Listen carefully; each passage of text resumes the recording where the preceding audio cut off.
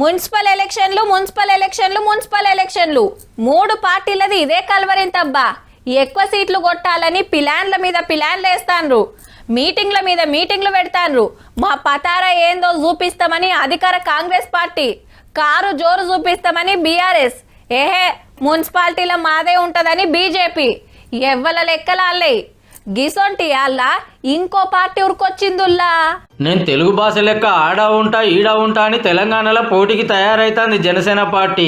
ఆంధ్ర సర్కార్ల పొత్తు సంపాదించే అధ్యక్షుల వారు చిన్న సీఎం సీట్లుంటే ఇక మన రాష్ట్రం మీద నదిరేసినట్టుండు. మున్సిపల్ ఎలక్షన్లో పోటీ చేయాలని డిసైడ్ చేసుడే కాదు, ఎక్కడోళ్ళక్కడ మీటింగులు కినా పెడతారు ఆల్రెడీ.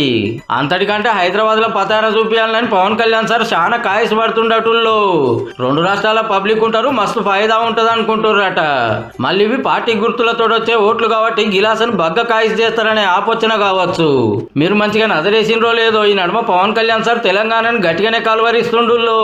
మొన్న కొండగట్ట అంజనకు 35 కోట్ల రూపాయలు తిరుపతి గుడి నుంచి ఇప్పించి డెవలప్మెంట్ పనులు సురువు చేసే. ఇక సంక్రాంతి పండుగకు మా ఆంధ్రాకు రారి, మా మర్యాదలు చూడు అని పిలిచబట్టే. తెలంగాణకి ఆంధ్ర ప్రాంత ప్రేమను తీసుకెళ్ళండి. తెలంగాణ సోదరులకి సోదరిమణులకి మనస్ఫూర్తిగా గోదావరి జిల్లాలోకి వచ్చి మన ఆతిథ్యం స్వీకరించమని మనస్ఫూర్తిగా మీరు తెలియజేయండి. అయితే 12 ఏళ్ల కిందట జనసేన పార్టీ పుట్టింది కూడా హైదరాబాద్ లోనే. 10 ఏళ్ల దానికి ఏడా పోటీ చేయలే. మొన్న అసెంబ్లీ ఎలక్షన్ లో టీడీపీ బీజేపీతో సోబత్ చేసి ఆంధ్రాకు చిన్న ముఖ్యమంత్రి అయిండు. ఇక ఇప్పుడు తెలంగాణ మీద నజరేసుడు మంచిగానే ఉన్నది, కానీ సొంతంగా పోటీ చేస్తాడా, కమలం పార్టీతో పొత్తు పెట్టుకుంటాడా అనేది ఇంట్రెస్టింగ్ పాయింట్. ఎందుకంటే ఆ రాష్ట్రంలో రెండు పార్టీలు ఒక్కటైనా ఢిల్లీలో కలిసిపోతున్నాయి. మొన్న జూబ్లీహిల్స్ ఎలక్షన్ లో బీజేపీకి సపోర్ట్ చేసుడే కాదు, జనసేన జెండాలతో ప్రచారంలో తిరిగిండ్రు కూడా.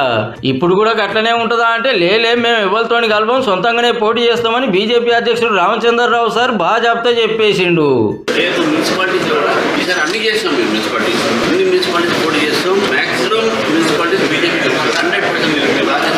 కాంగ్రెస్ బీఆర్ఎస్ బీజేపీ నడుమ తగ్గపరుండే మున్సిపల్ ఎలక్షన్ల నడుమిట్లకు జనసేన గుసాయిస్తే ఎట్లుంటుందో. పతారానికి పవన్ కళ్యాణ్ సార్ వస్తాడో లేదో చూడాలి.